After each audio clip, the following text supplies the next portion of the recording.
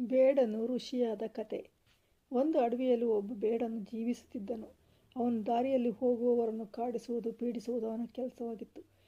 ಒಮ್ಮೊಮ್ಮೆ ಅವರನ್ನು ಕೊಂದು ಬಿಡುತ್ತಿದ್ದನು. ಈ ರೀತಿಯಿಂದ ಇನ್ನೊಬ್ಬರಿಗೆ ಕಷ್ಟ ಕೊಟ್ಟು ಜೀವಿಸುತ್ತಿದ್ದನು. ಅವನಿಗೆ ತಾನು ಮಾಡುವ ಕೆಲಸವೇ ಸರಿ ಎಂಬ ಭಾವನೆ ಇತ್ತು. ಒಮ್ಮೆ ಒಬ್ಬ ತಪಸ್ವಿಗಳು ಆ ದಾರಿಯಲ್ಲಿ ಹೋಗುತ್ತಿದ್ದರು. ಬೇಡನು ಅವರನ್ನು ತಡೆದು ನಿಲ್ಲಿಸಿ ದುಡ್ಡಿಗಾಗಿ ಕಾಡಿಸುವುದು, ಪೀಡಿಸುವುದು ಮಾಡುತ್ತಿದ್ದನು. ಆಗ ಅವರು, ಈ ರೀತಿ ಮಾಡುವುದು ಒಳ್ಳೆಯದಲ್ಲ, ಇದರಿಂದ ಪಾಪವು ಬರುವುದು ಎಂದರು.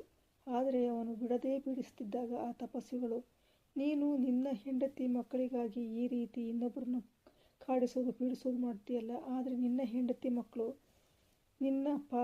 ನಿನಗೆ ಬರುವ ಪಾಪದಲ್ಲಿ ಅವರು ಭಾಗ ತೆಗೆದುಕೊಳ್ತಾರೆಯೇ ಎಂದು ಕೇಳಿದನು. ಅವನು ಕೇಳಿದ್ದನ್ನು ಇವನಿಗೆ ಅವನ ಮೇಲೆ ವಿಶ್ವಾಸ ಬರಲಿಲ್ಲ.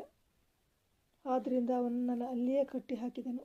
ಮನೆಗೆ ಹೋಗಿ ಹೆಂಡತಿ ಮಕ್ಕಳನ್ನು ಕೇಳಿದನು. ಅವರು, ನೀನು ಯಾವ ಕೆಲಸವನ್ನಾದರೂ ಮಾಡು, ಆದರೆ ನಮಗೆ ನಿಮ್ಮ ಪಾಪವು ಬೇಡ ಎಂದರು. ಅದನ್ನು ಕೇಳಿ ಬಂದ ಬೇಡನು ತಪಸ್ವಿಗಳಿಗೆ ವಂದಿಸಿ ತಪ್ಪಾಯಿತೆಂದು ಬೇಡಿಕೊಂಡರು. ಅವರು ಆ ಬೇಡನಿಗೆ ರಾಮಮಂತ್ರವನ್ನು ತಿಳಿಸಿದರು. ಅವರು ಮರ ಎನ್ನುತ್ತಲೇ ರಾಮನಾಮವನ್ನು ಧ್ಯಾನಿಸುತ್ತಾ ಇದ್ದನು. ಅವನ ಮೈ ಮೇಲೆ ಹುತ್ತವು ಬೆಳೆಯಿತು. ವಾಲ್ಮೀಕಿ ಎಂದರೆ ಹುತ್ತವೆಂದು ಸಂಸ್ಕೃತದಲ್ಲಿ ಅರ್ಥವಾಗುತ್ತದೆ. ಎಷ್ಟೋ ಕಾಲದ ನಂತರ ಆ ದಾರಿಯಲ್ಲಿ ಸಪ್ತ ಋಷಿಗಳು ಬಂದರು. ಅವರು ಆ ಬೇಡನನ್ನು ಕಂಡು ಅವನಿಗೆ ವಾಲ್ಮೀಕಿ ಎಂದು ಕರೆದರು.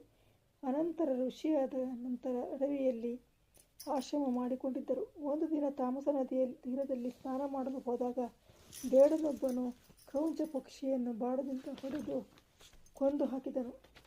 ಹೆಣ್ಣು ಪಕ್ಷಿ ಅಳುವುದನ್ನು, ದುಃಖಿಸುವುದನ್ನು ಕಣ್ಣಾರೆ ಕಂಡರು. ಆ ಕ್ಷಣ ಅವರಿಗೆ ದುಃಖವೇ ಕಾವ್ಯದಂತೆ ಮಾತಾಗಿ ಬಂದಿತು. ಹೇ ಬೇಡನೆ, ನೀನು ಪ್ರೀತಿಯಿಂದಿರುವ ಆ ಪಕ್ಷಿಗಳಲ್ಲಿ ಒಂದನ್ನು ಕೊಂದಿರುವೆ, ಆದ್ದರಿಂದ ನಿನಗೆ ಬಹುಕಾಲ ಒಳ್ಳೆಯದಾಗುವುದಿಲ್ಲ ಎಂದು ಬೈದರು. ದಿನವಿಡೀ ಅದೇ ಚಿಂತೆಯಲ್ಲಿ ಕಳೆದರು. ಮತ್ತೊಂದು ದಿನ ನಾರದ ಮಹರ್ಷಿಯು ಅವರ ಎದುರಿಗೆ ಕಂಡು ರಾಮನಾಮ ಮಹಿಮೆ ತಿಳಿಸಿ ರಾಮನ ಚರಿತ್ರೆಯನ್ನು ಬರೆಯುವಂತೆ ನಿವೇದಿಸಿದರು. ಅದಾದ ಕೆಲವು ದಿನಗಳಲ್ಲಿ ಬ್ರಹ್ಮದೇವನು ಪ್ರತ್ಯಕ್ಷನಾಗಿ ಶ್ರೀರಾಮ ಚರಿತ್ರೆಯನ್ನು ಪ್ರತ್ಯಕ್ಷ ಕಂಡಂತೆ ಕಾಣುವ ಅಲೌಕಿಕ ಶಕ್ತಿಯನ್ನು ಕೊಟ್ಟು ಹೋದನು. ಅನಂತರ ವಾಲ್ಮೀಕಿ ಮಹರ್ಷಿಯು ಒಬ್ಬ ಕಾವ್ಯ ರಾಮಾಯಣ ರಚಿಸಿದನು. ಮೊದಲ ಕವಿ ಎಂದು ಪ್ರಸಿದ್ಧನಾದನು. ತನ್ನ ರಾಮಾಯಣ ಕಾವ್ಯವನ್ನು ಕುಶದರಿಗೆ ತಿಳಿಸಿದನು. ಎಲ್ಲ ಕಡೆ ಹಾಡುತ್ತಲೇ ಈ ಕಾವ್ಯವನ್ನು ಅವರು ಪ್ರಚಾರ ಮಾಡಿದರು.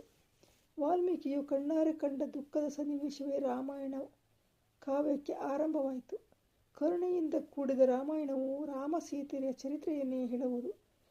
ರಾವಣ, ಕುಂಭಕರ್ಣ ಮೊದಲಾದ ರಾಕ್ಷಸರನ್ನು ನಾಶಪಡಿಸುವ ಕಥೆ ಇಲ್ಲಿದೆ.